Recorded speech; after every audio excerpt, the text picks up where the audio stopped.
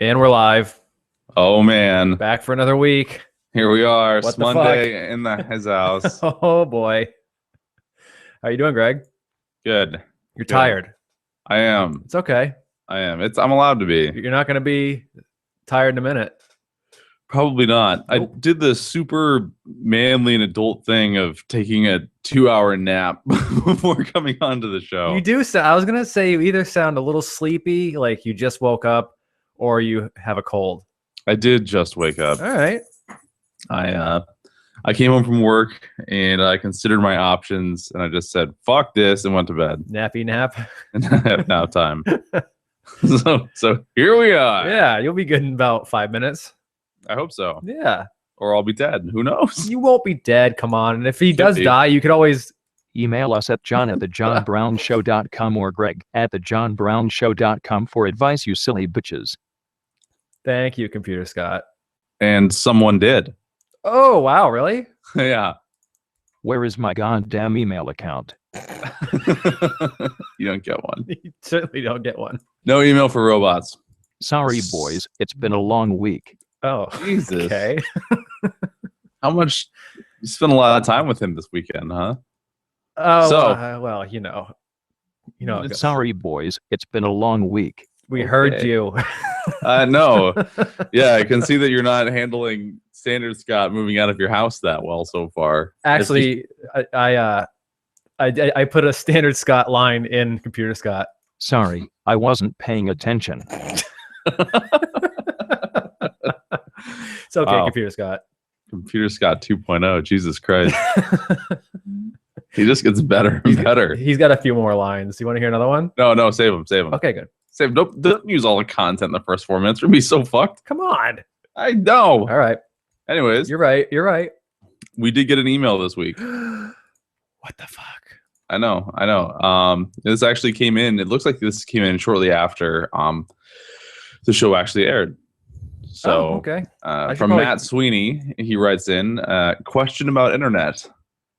And it I- says, hi, Greg, it's Matt. I have a question about internet. As you know, I live in Fairbanks, Alaska, and just had an upgrade done so that my connection is about 3 times as fast as it was. It's a huge improvement. I can watch Netflix and YouTube without having to wait as long to buffer. How does my speed test look? And he sent a picture of his speed test, and he is currently getting 178 milliseconds of ping.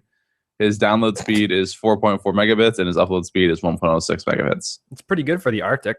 I mean, we'll go ahead and say that it's a good college try for Alaska, Right, yeah. but It's really good for Earthlink. it's good. Yeah. Any of the friends you have that have net zero will be blisteringly jealous.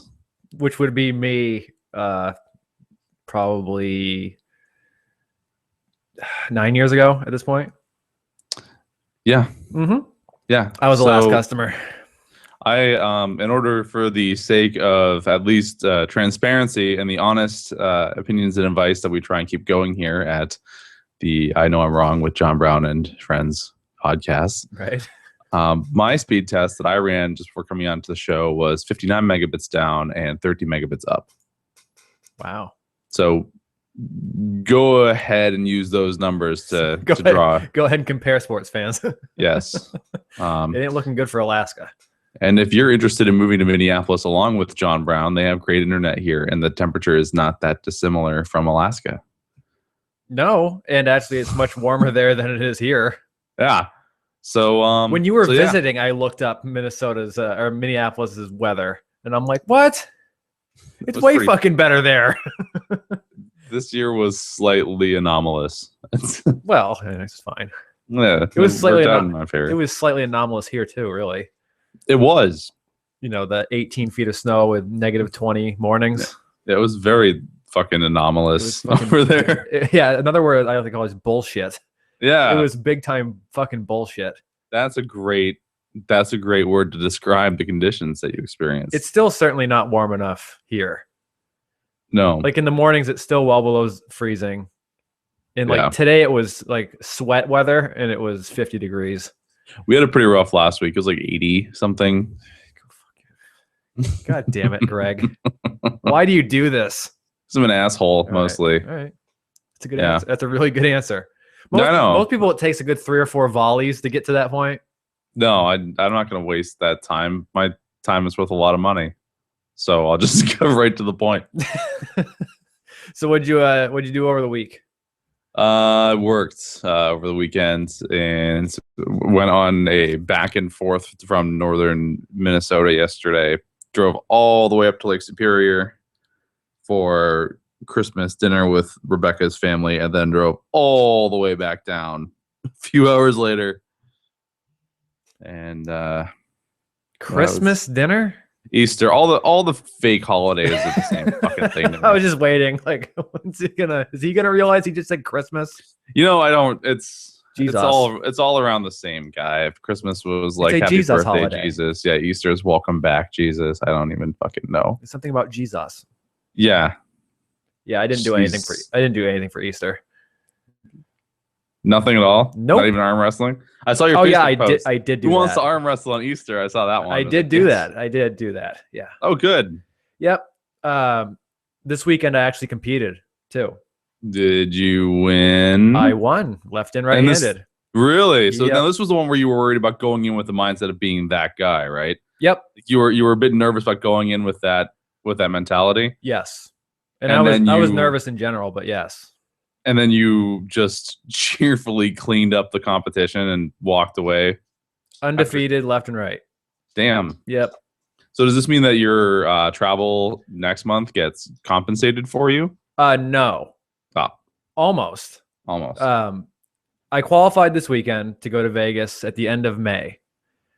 If I get top 6 there, then they invite me back, I believe July 4th weekend. And my travel will be compensated for that. And that's for the big one. Yeah. Okay. Yep. Now, when's the last time that you had a win? What do you mean? Won a tournament? Yeah. It's been a little while. Because I've been hitting basically nothing but big tournaments.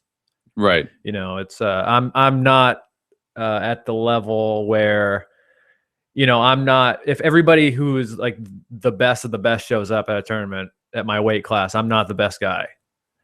So when you're showing up at big tournaments that are for money, those guys do show up, and I can get in there with them, but I'm not winning those tournaments yet.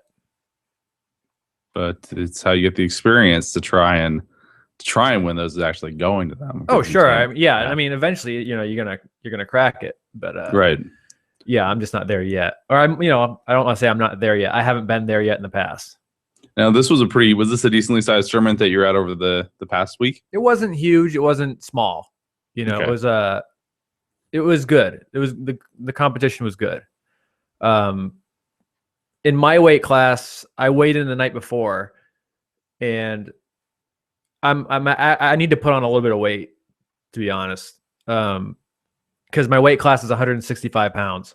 Mm-hmm. And what I like to do when there's big tournaments that have like night before weigh-ins or even 2 night before weigh-ins, is I like to go in about 10 pounds heavy and dehydrate 10 pounds in water, weigh in, and then put it all back on.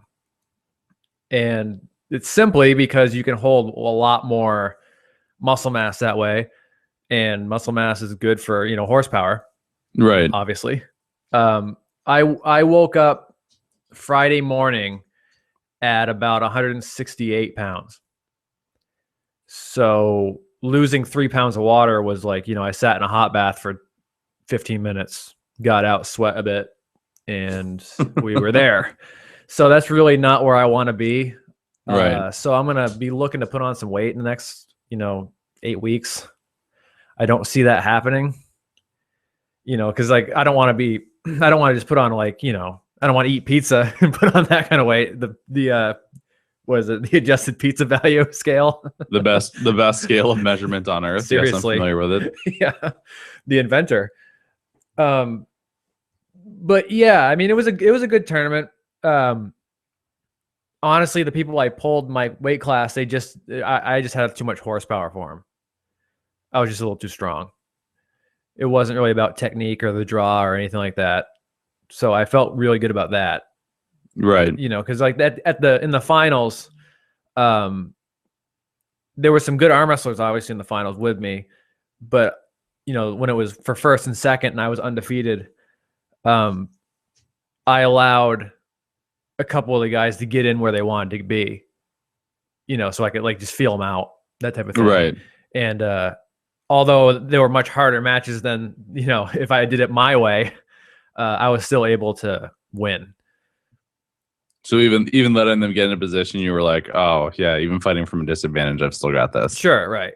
That's good. Yeah, That's it was good. just, yeah, it was good. I went in, I was really nervous because right-handed, I was pretty badly hurt all last year. And I hadn't competed right-handed until I think it was the end of July was the last time I competed right-handed last year. And the last time I competed at all was last October. So it was a pretty long stretch before, from the last time I competed. So I was fairly nervous just in general. But one thing I have learned how to do over the years is not be real nervous until I have to be. Right. You know what I mean? Like the tournament starts at 1:30 in the afternoon on Saturday. Friday night, I'm not worried. Because really I'm telling myself, like I'll start to feel that worry and that, that anxiety. And I'll just tell myself, like, listen, it's not happening right now. There's no reason to feel this. It's just a waste. And I can reverse it pretty well these days. Right. You realize that you might as well just. Well, yeah. If I'm fine to get nervous, just get nervous some other day. Yeah. What's worrying going to do 16 hours before the thing you have to do? It's not going to do anything. You've done all the work you can. You've weighed in. You've done whatever. There's really no point in worrying.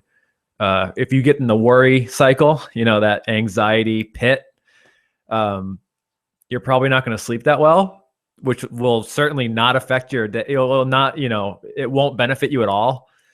So there's a lot of reasons to not get that fired up, early on.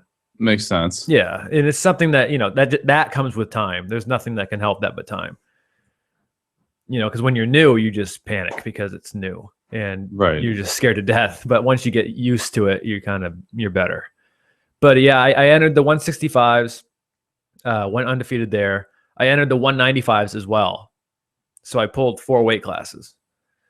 And yeah, I got a few wins in the 95s, but there was a couple of matches where I got stopped and I felt like I could possibly win those matches, but it would have taken a long time. It would have taken a lot of energy.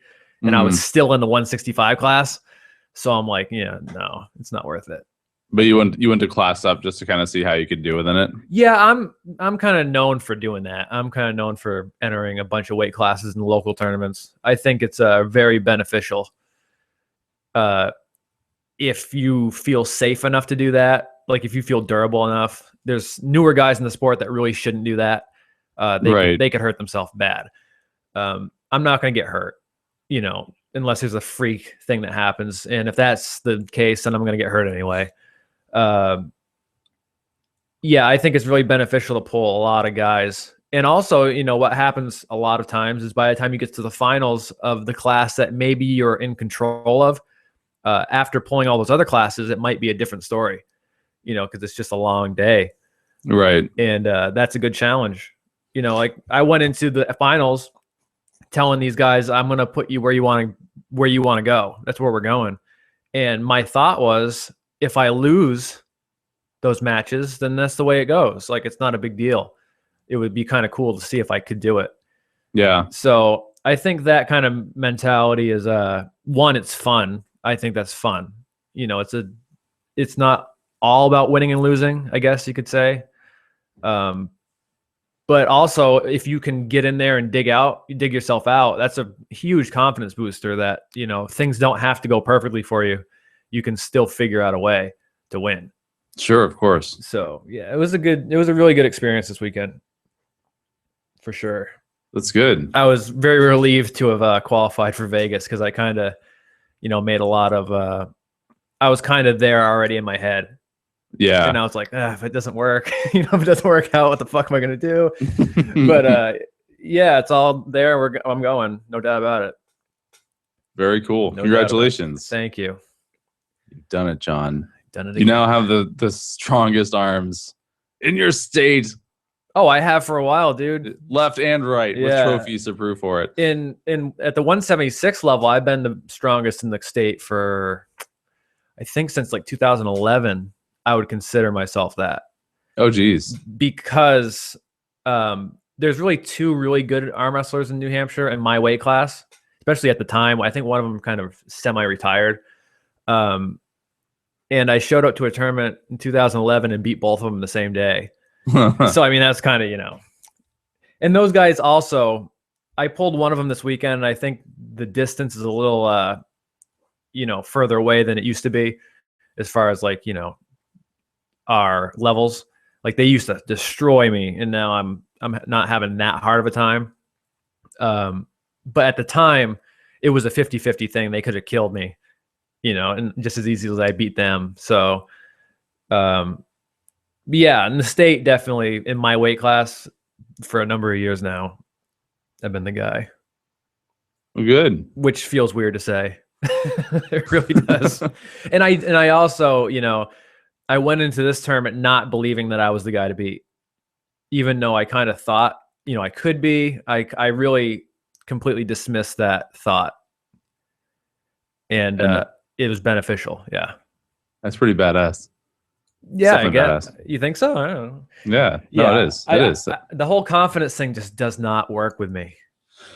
Well, now that you have that, you can kind of be like, well, even if you don't become confident with it, you can at least look at it and say, well, all things considered, I at least have that under my belt to prove that I'm not just psyching myself up or hyping myself up too much for something. Oh, sure. Yeah. Like you can, if you start thinking yourself like, man, I'm really like not grounded, or I don't think that I can do this, you can look back and be like, well, I did just pull this off. So I'm definitely on a level of at least being competitive.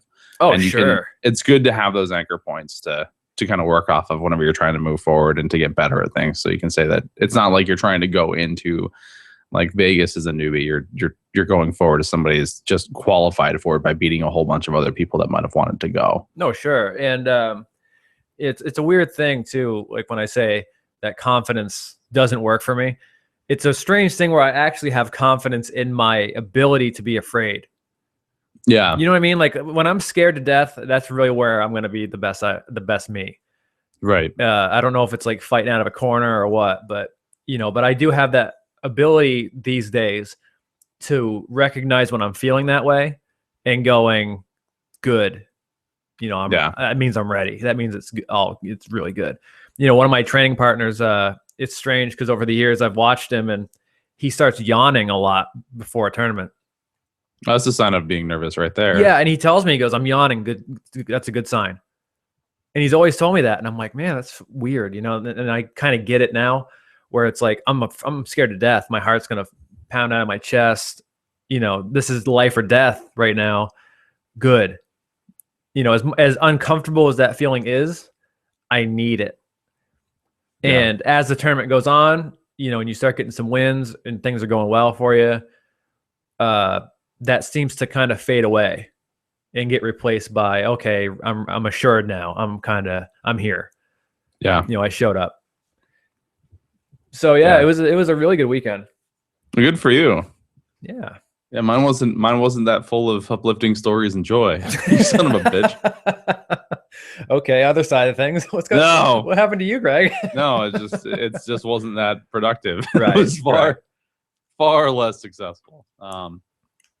That's super awesome. Definitely good luck as you move forward with that and head towards to your next competition where you will then defeat other people's arms. Yes, and my next competition will be Vegas. We're running a tournament in Connecticut on April 25th, where I'm helping put it on with my team. I won't be competing there. I'm just gonna train all the way through. I think I have like 7 good training weeks left, which is a decent amount of time, but it's really not that. It's not that great of an amount of time. Right. So I'm just gonna be on the table with teams in the Northeast all week for the next 7 weeks. I'm really gonna stop. Like it's weird to think, but I'm really gonna like start ignoring life in a way. You know what I mean? Right. Yeah. It's going to become, like Saturday I pulled in the tournament, went undefeated. At the end of every tournament, there's what we call after polling, which basically everybody in the tournament, like a lot of people in the tournament, not everybody, but a lot of people stay and they arm wrestle afterwards and just, we practice with each other. So it almost turns into a big training. Right. So I did that for a number of hours after the tournament. I came home Sunday and I pulled again. I had a local guy, Jeff Aiken. You remember Jeff? Vaguely. Yeah. The Okay. name sounds familiar. Yeah. He's interested in arm wrestling and really interested in it on like just a fun level, not a competitive level. Right. Which is fine with me. You can come over anytime he wants and I can give him whatever he wants. But what's really good about having a training partner that's maybe not as strong as you is that you can really easily make them strong. Either with, big powerlifting rubber bands or their other hand. You can have them hold on with two. And that's what we did Sunday. I pulled a bit with him, and then we did like a good half hour of two-hand work where he held on with both hands and I pulled against him. And then Wednesday I'm going to go pull again, and then I'm going to be pulling on Saturday again too. So it's going to be like that for the next 7 weeks. It's going to be brutal. But I think that's my best chance of getting in really good shape. I think that's it. Yeah, it's a good approach. You're gonna have a busy couple of weeks ahead of you. It's gonna be rough, man. It's gonna be really rough. It actually makes me think of the podcast because I'm like, how am I gonna have anything to talk about other than But there's always something. No, that leaves it up to me to create all sorts of shenanigans and problems that I can. I would really appreciate that, Greg. Greg, can you fuck up your life a little bit so we can have more to talk about? Yeah, do you mind fucking up a bit? Thanks. Okay, bye. Yeah, easy enough. I can be like, yeah, it's like there's this one person on Facebook that I've been waiting for them to message me, and then they don't. So I said, fuck it, and I stopped messaging them. Boom, drama, bitch. Holy shit! I don't want to name names or nothing. Oh, name names or nothing, but nobody got time for that. It's hilarious. Yeah. But what's really funny is I just said that all this arm wrestling and everything, I'll kind of have nothing to talk about on the podcast. It's funny because out of arm wrestling, like a number of things have come up this week that are very worthy of talking about. Oh. And they're kind of life things, and it's weird. The first problem has been work. Do you still have it? Or did you get fired yet? No, I still have work. Okay. I still have work. But they don't really appreciate me wanting to take time off. Even when I'm playing by the rules, so to speak, with vacation time and all that. Right. I put in for the Vegas weekend a number of weeks ago, knowing that, I was going, even though I didn't really know I was going, but I put in for the time just so I would, in case I was going. And I found out what I did is I took off the Friday and the Monday of that weekend. I probably wouldn't need the Monday, but just in case, whatever. Right. So I find out that there's a Thursday night weigh-in in Vegas, which is really ideal because if I'm going to dehydrate and starve, having a whole day on Friday to eat and replenish and all that is really, really good. If I'm going to fly across the country, I want to be the best I can be. So I went to work today and I put in for that Thursday also. And there's a possible problem with that, where they don't want me taking it. Why? Because there's not enough people anymore because they've, chopped the hell out of the company. And so there's basically me in my area. So, because the basic rules of taking time off in that company they're very simple.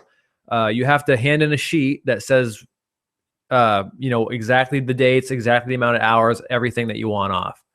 Fair enough. I filled that out.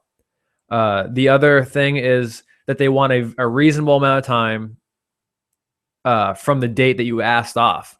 6 weeks is a pretty reasonable amount of time. Correct. And their exact number for the amount of time they need for, each request is the amount of time you're asking for.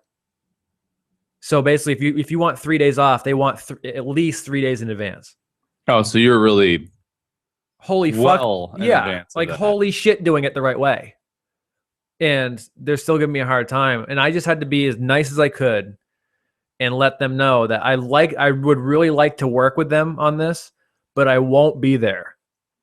So they need to work with me because I'm not showing up. And I've never called into work once in my life. I've Right. never have. And I will. You know, if I have to call from the plane, I'm going to call. I'm going to be in Las Vegas. You know, just be like, hey, look, guys, if I don't get that time off, there's a relatively high chance I'm going to be sick that day too. exactly right. Exactly. It's yeah, work with me because I've always worked with you guys and the end result's going to be the same. I'm not showing up. So you guys figure it out. And that's kind of how we left it today. So we'll find out. Nice. But it's not, you know, it's ridiculous. It's abusive. It's an abusive relationship we have going here. And I'm the battered wife. I'm just like, I've had enough of your horse shit. You're the battered wife of your company's PTO policy. Exactly right. It's ridiculous. They give me a set amount of vacation time. They give me the set amount of rules. I follow them to the T, which I don't like doing. I don't like following the rules. Just never have. And this is what happens. So I have to not follow the rules again. You're gonna have to color outside of those lines. I know, seriously. Somebody is gonna have to pick up the slack, Somebody's got to fucking do it. and it's not gonna be you. It's certainly not going to be me. I took a half a day off Thursday, and it was fucking chaos. And it's not because I'm so important. It's not that at all. The real reason is that there's just not enough people anymore because they don't want to pay anybody. Right. It's just it's a level of greed to where we need to make $100 million and pay $1 out. You know, and it's like, do you really have to make that kind of money? Can't you pay out $2 for another person? It's more like they've mismanaged themselves into crisis. Yeah, this is their fault, and then I have to I have to dig them out, and I don't really feel like doing that. Don't blame you. Not my responsibility. It shouldn't be. Mm-mm. So make them fucking suffer with it. Yeah, and they Meanwhile, have I'm 7 about to go on weeks. vacation with my company, who just can't even let me take enough days off. It's amazing. Really? What kind of time are you taking off? Another week. A week? Yeah, Yeah, good for you. I just did this 6 weeks ago. I'm gonna try and keep up.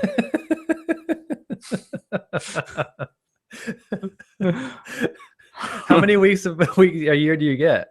I think 5. Wow, really? So it depends on how many I take. So my understanding is I get 3 that are official, Yeah. but but I can roll over up to 5. So last year I didn't take much vacation at all. I get you. So it rolls over into this year. So now I have this surplus That I just have to use. that I just have to do something with it, or else who knows what'll happen. Right. So Someone could get hurt. someone could get hurt. So my plan is, and I mathed this out kind of okay. I think as long as I take a week off every 6 to 8 weeks, I'll be running out of paid time off around the same time that I'm replenishing it, and I can keep this cycle going indefinitely. That's beautiful. There's always a rule. There's always a loophole, man. And I think I found it. Oh, you think? See, we're not so lucky in our company. No, yeah, it was. If you don't use it, you fucking lose it. We have there's an ace in the hole you can take too. My company will actually let us go negative. Jesus Christ. Yeah, no. Sometimes it feels like they really don't want us to be actually at our job. Yeah, no shit. So I'll take What the fuck that. is that? Yeah, Negative. You Yeah, we owe go us negative. vacation time. yeah. We can do IOUs for vacation. It's hilarious. It's the best. We can take a week in advance of the next year off also. And I've never found myself there. Never? Nope, never. You gotta find a way to get there.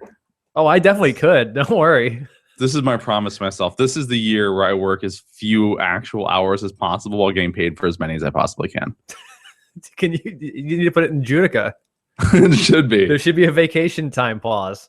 If I could save it all for that stretch, Like those 5 weeks, just take Judica off. How great would paid. that be? There's a guy at my work that saves his vacation time all year long, right? And he takes it at the end of the year, and he takes off every Monday and Friday for like a certain stretch. Wow, So he works 3 days a week for like a certain stretch of the year. it's brilliant. It's pretty good. It's just I could never do that. I could. How the fuck do you save up vacation time all year? Just not going on vacation, probably. No, I know, but you have to go to work. Yeah, That fucking blows. yeah, that part does suck. It was dangerous. I made the mistake of taking that one solid week off to go out and visit you guys, and I tasted just the sweet, sweet flavor of not being at my job. Dude, just these last, like, I took a half day Thursday and have Friday off, and today was brutal. Yeah. It's like, this fucking stinks. Well, the thing is, I don't really call out of my work either. Like the only time I called out was when I came down with influenza and was actually like out for like a week and a half. Right. And it was not a good, enjoyable week and a half. It was miserable. It was not a fun time. I hated it. Truly sick time. Yeah, I was in fact actually sick. And the reason I try not to call out is, one, when I get incidents like that, I don't want it to be questioned by the company. I want them to just assume that I'm not fucking with them. Sure. But two, as soon as I give myself that little bit of rope, I will hang myself with it. Oh yeah. Dude, it's a sweet nectar.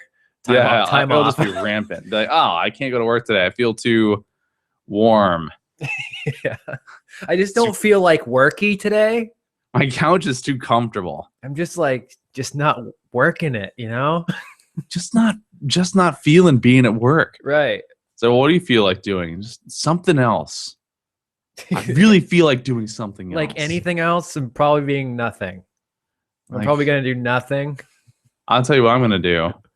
I am going to open up a church in Indiana. I bet you are. I bet you are, Greg. It implicitly allows me to celebrate not working as my religion. Yeah. Because I have to share this. I put this on my Facebook feed this morning, and this just thrilled me. Yeah, and I got a little message while I was at work on my Facebook. Yes. Bing, and I'm like, look at it. I'm like, oh, you gotta be fucking kidding me. And I was so happy. So last week, our probably biggest topic of conversation was Irandiana and their ludicrous religious law they passed about protecting people's, air quotes, religious freedoms. So the first church of cannabis has opened in Indiana, which will not allow the state to take away the doctrine of smoking marijuana, and it protects them, and they can use their church as a safe haven for legally smoking pot. Fucks yeah. It's beautiful. It is beautiful. These guys are like next up, have like the first church of cuckolding your sister. Jesus. This went downhill quick. The first church of casual cocaine use. Yeah, exactly. I think it's beautiful. Like, it's beautiful because, people are going, all right, fine. You want to play that way? We can play that way, which I do enjoy. But in another part, it's like, it's just so fucking predictable that, this law unintentionally allowed this group to do something that was illegal. That, let's be honest, shouldn't be. But anyway, right. Which makes everybody start clapping because it's like, yay, you guys stink, and you got fucking shoved in your face. But of course, there's people they're going, oh, that's horrible, that's awful that they're exercising that right that they have now that we gave them, that because we didn't want the gays to have them. And it's like, are you guys so? How dare they mock religion? You guys are so fucking stupid. It's like, you take away the rights that we say you take away, not the ones that you say you take away. And it's like, you fucking assholes. Jesus is just up there with his head in his hands, like, fuck me, man. He's like, I did this. They're saying my name with this shit. Jesus Cannabis Christ. Name of the show. No more Hail Marys. Smoke 3 blunt fatties. go home and listen to the Doors. Yeah, or just Bob Marley. Just Bob the whole Marley. fucking time. Man, that wherever that church is, that building is gonna be fucking packed. Oh yeah, dude. There's gonna be like every food truck in the city is gonna be parked outside of that church. Yep. It's gonna be a food truck fucking war zone. Oh my god, it's just gonna be fucking burritos and hot dogs. Just horrible food. Everybody's gonna be getting like half the people are gonna be getting food poisoning. They won't even care. But they won't give a fuck. They'll be so stoned out of their minds. It's like step out of the church, like, oh man, let's get one of everything. That it was just so beautiful. Like these It guys, is. you get this shoved right back in their fucking face. No, I saw that this morning and I just started laughing. Yeah, I'm like, that is perfect. That could not have gone any smoother. exactly. Someone's like, aha, I have this idea. And I'm like, ready for this. They're like, no, dude. You're like, no, seriously, dude. You have to listen to this idea. No, seriously, guys. This law isn't that against us. I think we got this. There's a new place. It's called Indiana. Where we can just be ourselves. Oh man, you know, it's just gonna spread too, because you're gonna have like, you know, the First Church of our Lord and Savior, MDMA, and then we'll get fucking Heroin Chapel. Yeah, It's gonna be perfect. It's gonna be Indiana's, perfect. Indiana's gonna go right down the shitter. Not that. Well, the religious doctrine of my church is murdering my ex-wife so she can't collect child payment. Yeah, you can't take that away from me, Indiana. Try and stop me, Constitution, motherfucker. Well, what is it? You only need 2,000 people for an organization to be validated as a church. That's it. Yeah, $2,000. 2,000 people. How hard can that be? Not that hard if your Not church's doctrine is about fucking getting stoned. And not when it's 330 million people in the country. So how do you pay homage to your God? It's like, well, I smoke a lot of pot and then I play Xbox. And we just hug for 8 hours. And we hug for 8 hours. We just hug. And we talk about it. We just talk about the universe and how it doesn't mean anything. And I just want to thank the stupid motherfuckers that run this state for making this possible. Exactly. Thank you guys so much for fucking up horribly. Because without your ignorance and hatred towards other people's lifestyles, we wouldn't have been able to assist each other in accidentally legalizing fucking everything through a legal loophole. Exactly. They've moraled themselves right into anarchy. No, they did. It's beautiful. They did. They pretty much just accidentally legalized everything. Yep. Through as long as 2,000 people agree that it's okay. Fucking idiots. Escape from New York is gonna be Indiana. Escape from Indiana. Yeah, they are going to wall it off. They're like, this is so much more flat. All the criminals in the country are gonna be dropped in Indiana, except the gays. They're not welcome. Nope, they're not welcome. They're not welcome. They're exempt from this. But everyone else, if you wanna play out your dystopian future games in real life, fucking move to Indiana. It's beautiful. Start the first international church of Mad Max and drive around and steal people's gas. Yep. Yeah, while it's still in the pumps. While it's still in the pumps. We salute you. Good. Fuck yeah. Great job, guys. The new Indiana, like the new travel to Indiana commercials are gonna be so weird. Come to Indiana. There's no gays here. It's just smoky everywhere. What would the slogan for that be? Like, come with Jesus, leave with your life if you're lucky. No, Indiana, so much Jesus. What does Jesus even do anymore? There was this reminds me of something that happened earlier in Ireland that was also in March. It's been a very exciting month for fuck ups. So there was a Court of Appeal ruling that happened involving the 1977 Misuse of Drugs Act. It was found to be unconstitutional by the Irish Court of Appeal. Yep. And by repealing that law, it accidentally legalized ecstasy, ketamine, and mushrooms. Oh boy, that's a huge. That's a tremendous error. They shouldn't have done that at all. Yeah, so they made an accidental drug loophole in earlier March for 24 hours. Legalize all Schedule A drugs within Ireland. Oopsie daisy. That's a huge mistake. Yeah, no, that's not gonna help keep your country clean at all. no. They had to pass emergency legislation in order to get it off the streets because the people on the streets were just going fucking ape shit and selling everything. Fucking dumb Irish. Oh, what the fuck? Yeah, this has been a good month. March was a good month for fuck ups, wasn't it? It really was. Jesus Christ. Yeah. So Everybody's just tripping balls. Well, it's almost like somebody in Indiana was like, Ireland did it. Their name starts with the same letter. There you go. Let's get on this. Irandiana. That's still the Irelandiana. Ireland. It's too much. No, never mind. It's too much. It's just too much. Oh, Jesus, cannabis Christ. But if anybody has anything to say about that, you can Email us at john@thejohnbrownshow.com or greg@thejohnbrownshow.com for advice, you silly bitches. Yes. exactly. You motherfuckers need to email us for fuck's sake. Wow. Jesus. Chill out, computer, Scott. Is it really that bad? I know, right? Would you fellas like some fizz buzz? Fizz buzz? There was a question mark at the end of that too.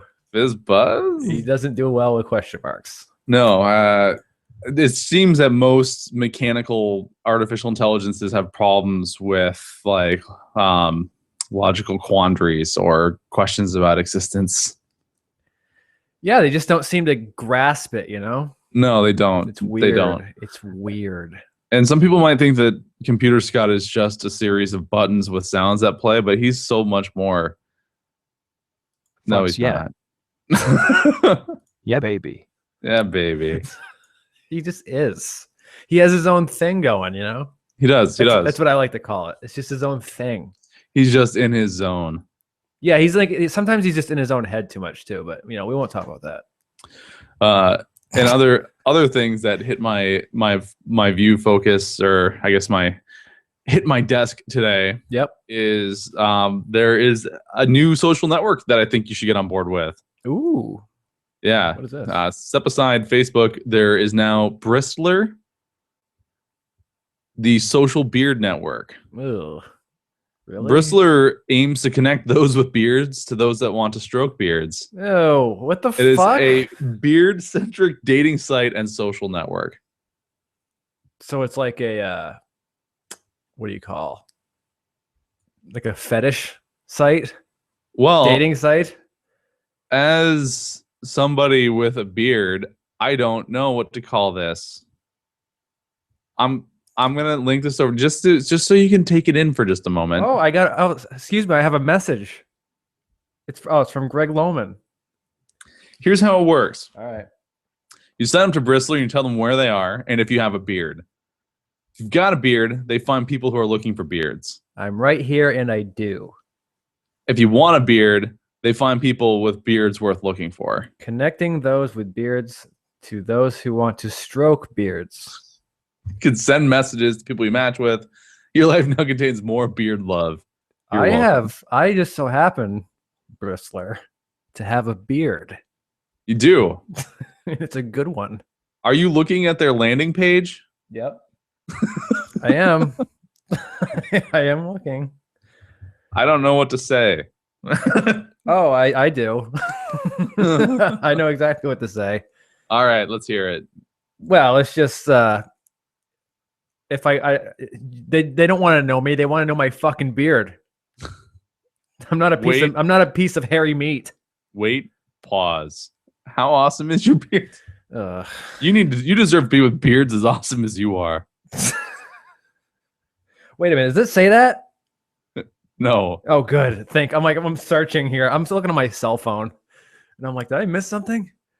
Or is he just being an asshole to me? This is so amazing. There's a media kit to work over like the press releases for this. Join Bristle. What is Bristler and how to use it? Bristler, this is all verbatim from their site. Right. So Bristler, much like Tinder, is a networking site for finding people you want to meet up with. Where Bristler differs from other dating sites is the focus on beards. Instead of asking if you're single or taken, looking for men and women, Bristler simply asks if you have a beard.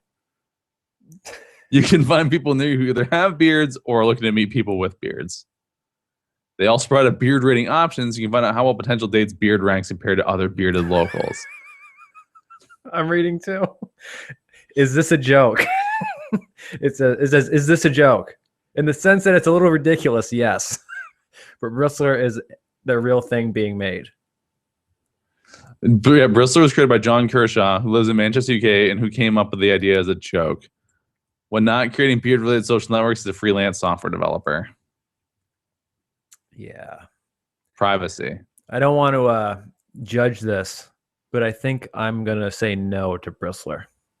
You sure? Yeah. I think you should give it a shot. I probably should. Just for the podcast. Here's what it says about the privacy policy. We take your privacy seriously. We won't sell your data. That's a dick thing to do. I see that. I trust this guy more. I'm the whole dick thing. Oh, what was that? We may disclose your personal information if we were required by law, but we would be super fucking unhappy if this happened. It says that. So basically they're going, we don't want to, but we will, but we don't want to. How do you pronounce Bristler? Like Bristler, but more like a pirate. Is this a dating app? Maybe it depends if you use it to go on dates. Oh, I get it. Yeah, this is just a fetish thing. We shifted the focus from hookups to more lighthearted, warmer in winter kind of thing. Yeah, right. Yeah, that's what you did. I'm not just a bearded piece of meat. Damn it. Okay, I am. Who are you? I'm John, the main guy behind the site. I have a beard and I like beards. I spotted a gap in the market and will do pretty much anything to procrastinate from work. And his name's spelled John with a fucking H too. Fuck him. Well, that's not fair. I know. I'm just being an asshole. It's no reason to hate on the H Johns. I know. Don't hate the letter, hate the name. Wait. That's exactly what you said not to do. Damn it. You've ruined it. Son of a bitch. Yep. I tried. Bristler. I'll consider it. I'll consider it just for the podcast. I want you to do this for science and see if anybody even hits it. I want to see if you get more hits on Bristler than you do in the show email box, because that's going to be very telling. That's true. And sad. Alyssa's wondering if I'm a goon. I have a question for Greg. Are you a goon? Are you a goon? I don't think so. Define goon. He doesn't think so. Oh no, typo. Actually, God damn it. Ooh, this is tough. So it has two very apparently the word goon has two very opposite meanings from each other. The first one is a silly, foolish, or eccentric person. The second is a bully or thug, especially when hired to terrorize or do away with opposition. Oh, Jesus. Do you consider yourself somewhere in the middle of that? Which either means you're not a goon or you're like really a goon. I think I would fall under the eccentric label. Okay. There's a chance that I may be a little eccentric. Yes, I would say so. Yeah. Like, I don't like it if I have food on my plate. I don't like it if two foods that are the same color that have different flavors are touching. Right. Because that's fucked up. It is. I don't think it's right that carrots and oranges are the same color and don't taste like each other. Fucking bigot. Yeah, well. Go to Indiana. Why don't you? Just send my food to Indiana. Jesus Christ, Greg. Member of the Something Awful forums. No, I do not participate within Something Awful. Okay. It's an official word. That is the official line. I have no affiliation with Something Awful. Okay, good. Just in case the lawyers come. Yeah, I do mainline Reddit at work all day long. Are you an expert on everything? Pretty much, okay, yeah. Cool. Yeah, but more so than Dr. Oz, at least. Well, I'll give you that. Somebody, I was sharing my great gospel about how coffee hydrates you at work today. Sure. And because I think this is news that I really want to get out there, because I didn't know this for years. And this was a few episodes back, but I'm still on this. I really want to get that word out there that you can drink coffee. It rehydrates you. It is healthy. There's no reason to drink water anymore. It's completely stupid. Fair enough. So I was telling people, and I said, yeah, you can drink coffee. It rehydrates you, and it's great. And they said, that's not what I heard on Dr. Oz. And then I just immediately lost it. You're like, exactly. So fucking drink coffee. I'm like, excuse me?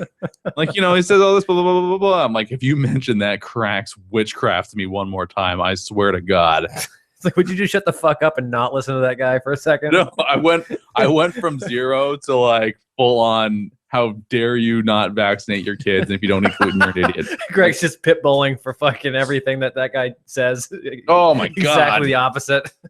No, it was like very Jekyll and Hyde. Like, I transformed. Well, it's really easy too. It is. It's just he makes it really easy.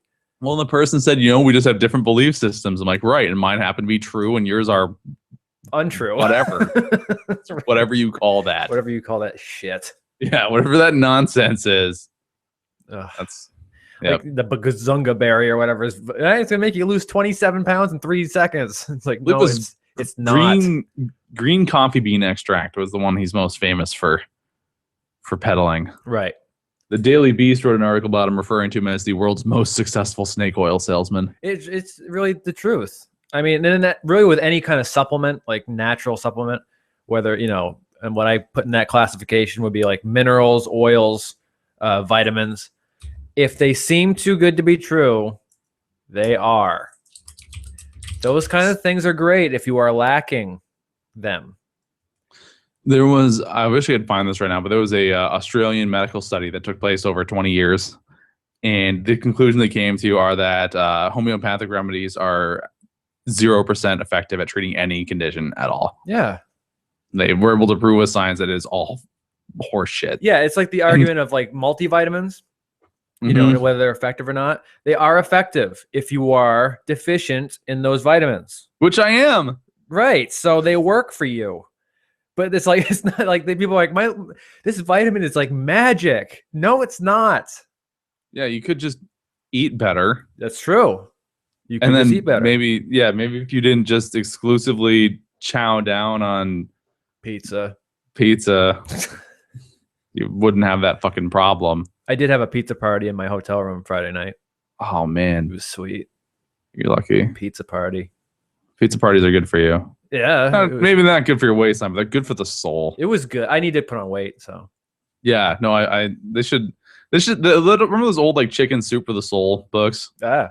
They should just throw that shit away and just do pizza party for the soul. Pepperoni pizza for the soul. Pepperoni pizza for the soul. I could get behind that. What is better than a fucking greasy piece of fucking pepperoni goddamn pizza? I'll tell you what is. What? Because there's more to this series of books. Okay. There's a breakup set for dealing with emotional problems called Haagen-Dazs for the heart. That's pretty good. It's pretty goddamn good. Just eat pizza and Haagen-Dazs on your couch and consider why they left you. Yeah, and heal yourself. Yeah, that should do it. I'll patch it back together. Yeah, it'll all come back together when my sugar drops. But back to kind of arm wrestling. Not really, though. More life thing. I recently had this, rookie arm wrestler express that he would like to pull with me more often. He lives like 40 minutes away, which is fairly close because like me and him are both way out of the way of any good teams, right? So I'm like, yeah, whatever. Come on over anytime you want to. I texted him Saturday night after the tournament, and I said, why don't you come on over Sunday if you can.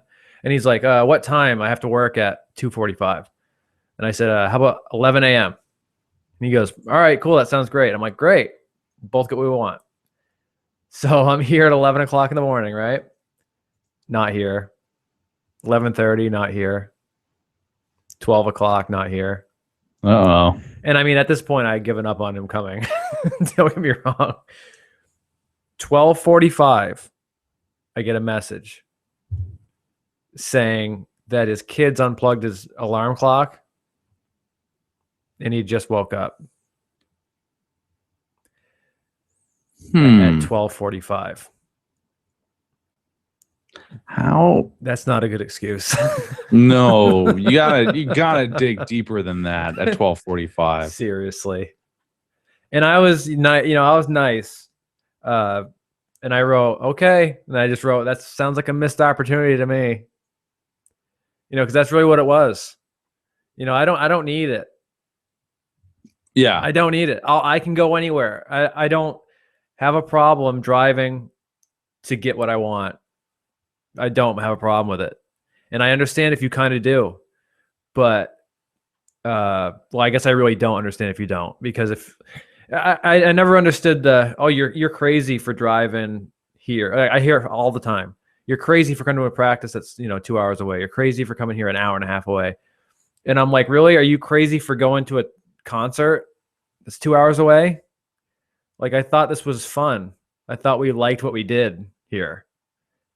Well, it's just it's the whole thing we mentioned, like the missed opportunity and effort. It's just kind of what it's keeping that mindset about it is probably pretty good, I think. Yeah, I think so. I think that's solid, because like if I'm expecting to hear from somebody or reach out to somebody or do something with somebody and they don't want to put the effort into reciprocating that, that's definitely, I don't want to let that bother me. Exactly. That's how I viewed it too. Yeah, it shouldn't bother me that you didn't feel like doing something. Yeah, and that's it's one thing if at 10:30 I get a message saying, "Hey man, I can't make it." Right. Okay, that sucks, but all right. But almost 2 hours when you're supposed to show up with no message at all. Yeah, you burned up your a significant part of your day. Jesus Christ, that's pretty fucked up. Just to leave somebody hanging on their free time. But yeah, it just that kind of blew my mind, and I don't know if that, I think that can relate to a lot of things in life, not just arm wrestling, but I mean, do people like? Because I was approached saying like, man, I'd really like to do this because I don't have those opportunities that often because of where he lives, and I can certainly relate to that because of where I live. Like, I don't have a whole lot of opportunities that are 40 minutes away. I don't have any, in fact.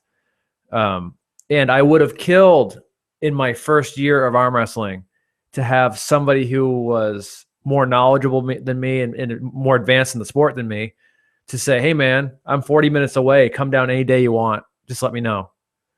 I would have killed for that because I was willing to drive 2 hours. I still am, but even back then I was willing to drive 2 hours to get the right training. Right. And like if somebody who was knowledgeable and strong would have said, come on over anytime you want, you're a half hour away, I would have died for that. That would have been so great. And then, that happens. It's like, man, are you kidding me? It's weird. I don't understand when people say that they want something like that. And then it's like, you really don't. And you might later, but right now you don't. I think, with the whole thing about the guy not showing up, that's just stuck in my head kind of for a few minutes there. Yep. And I remember when I was younger, one of my earlier girlfriends was somebody that lived out of town.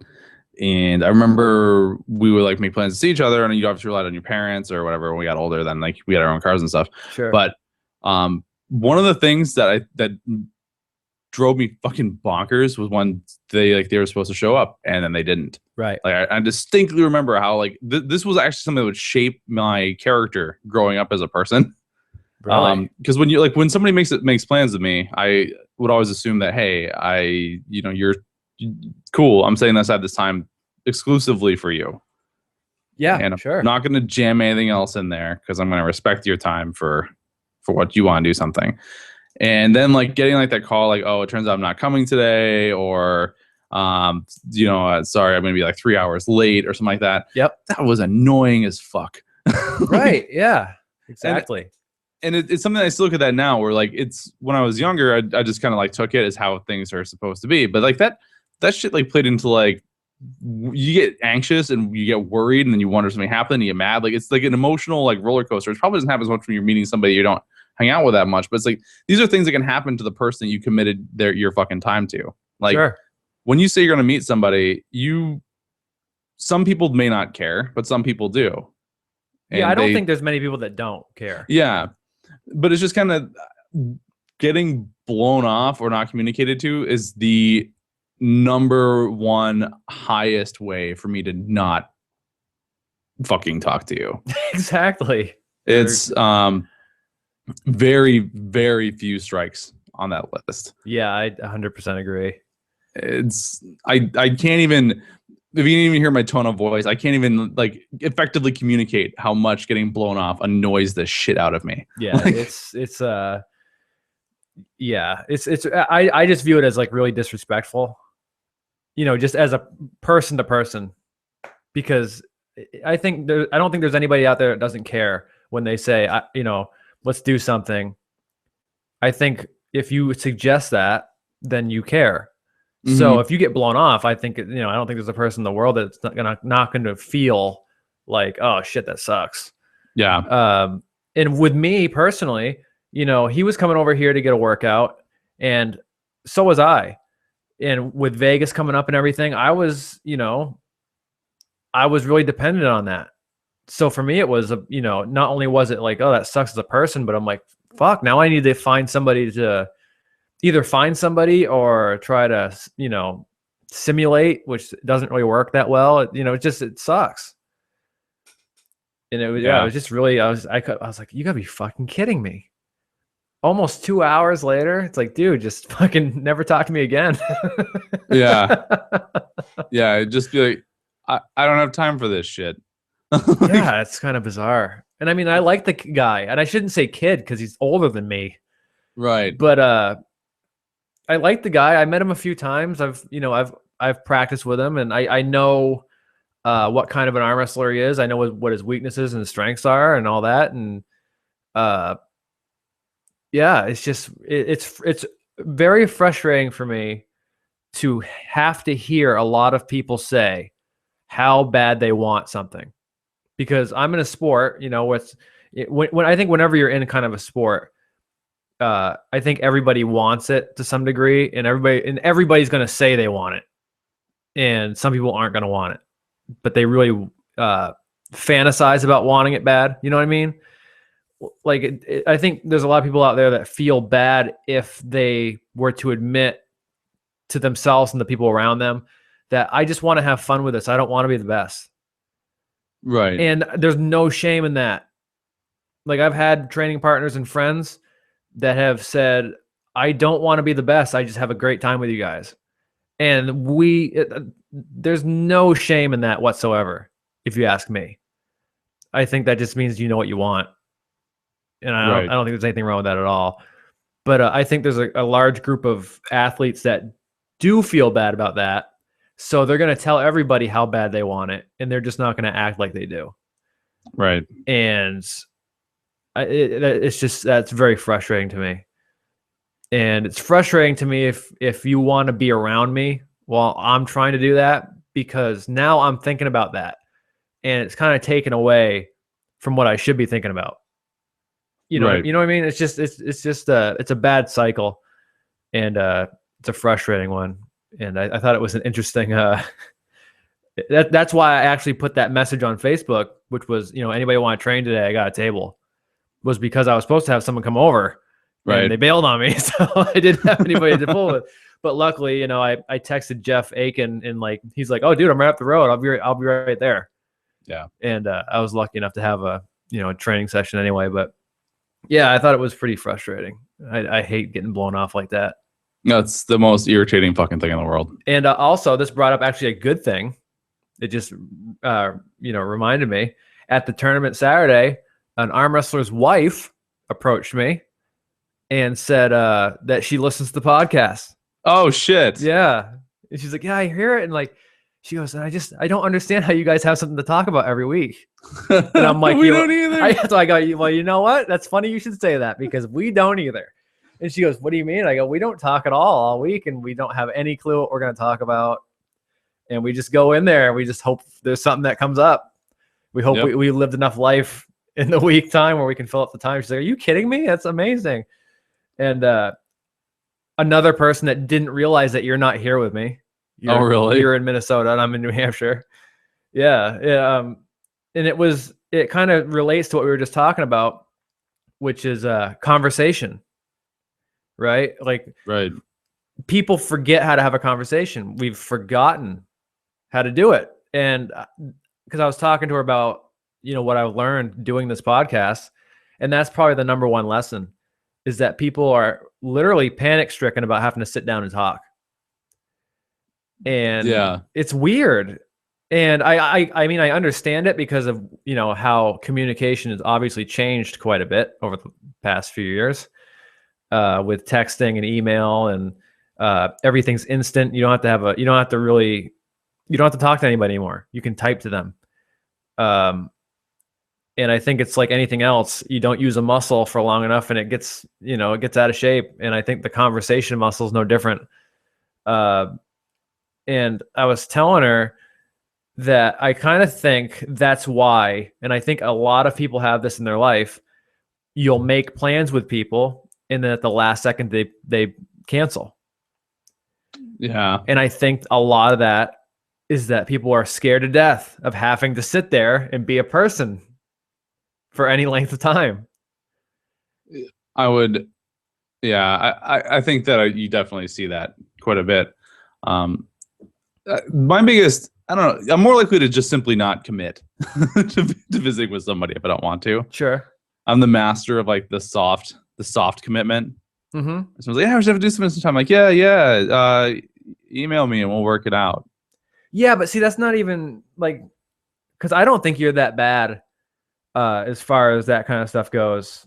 I don't think you're as bad as a lot of people are, because what I mean by that is there are a lot of people that will make solid plans and then cancel. Yeah. Hours before, maybe a day before, and they'll do it over and over and over again. And that kind of thing, I really do believe that there's something deep down in those people that they're afraid to be a human being for a second. Because one of the reasons I believe that is because every time you do go out with people, they always say the same thing. They go, Mike, man, we should do this more often. This was so much fun. Right.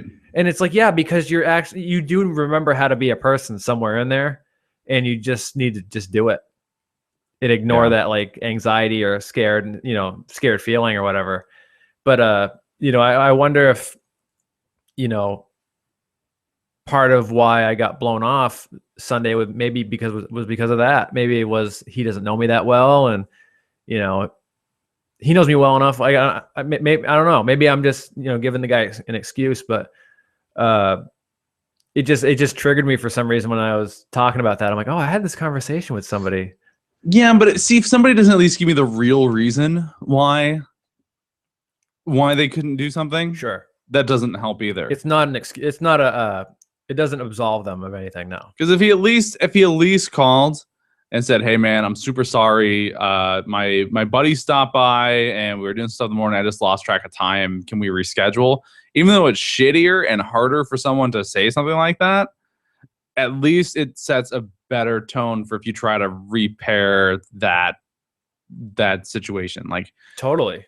Because then you're like, all right, you know what? I get it. Like, we're not best friends and I'm cool with that.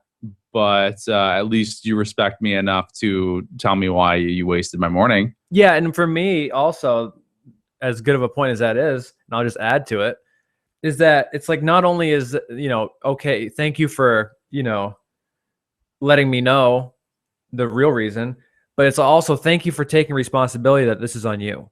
Right. It's like, this is not, because this other guy effectively threw his kids under the bus. Yes. Yeah. Now I'm sitting there going, these kids are fucking assholes. Man, when I find your fucking kids. You got to teach them all about how alarm clocks work. Yeah, have you ever seen this video with a pastor talking about a kid? That's what I'm gonna fucking do to your kids. Now, this guy, I hope this guy doesn't listen to the show since he's like, oh my God, they hate me. He'll I think I'm the worst. But if we're not telling your story in earnest, you can always. Oh, good golly, Miss Molly. Email us at john@thejohnbrownshow.com or greg@thejohnbrownshow.com for advice, you silly bitches. Computer Scott, you almost fucking ruined everything. Arm wrestler's wife, I you wasn't. can also. Email us at john@thejohnbrownshow.com or greg@thejohnbrownshow.com for advice, you silly bitches. You weren't ready for me to double down on that one. God damn it, Computer Scott. What's your problem? Sorry, I wasn't paying attention. That's all right, buddy. It's all right, buddy. It's okay. I gotta get Julie ready for next week. Yeah, it's all right. Sorry, boys. It's been a long week. I know it has, buddy. That's my fucking line. What is this shit? That's the attitude you open with. Oh no, and I've still got it. You want Thanks, Computer Scott. Greg, you look lovely tonight. Wow, so John, do you. Nice you are a hat. fucking wreck. Get it together for fuck's sake. Dude, what the fuck?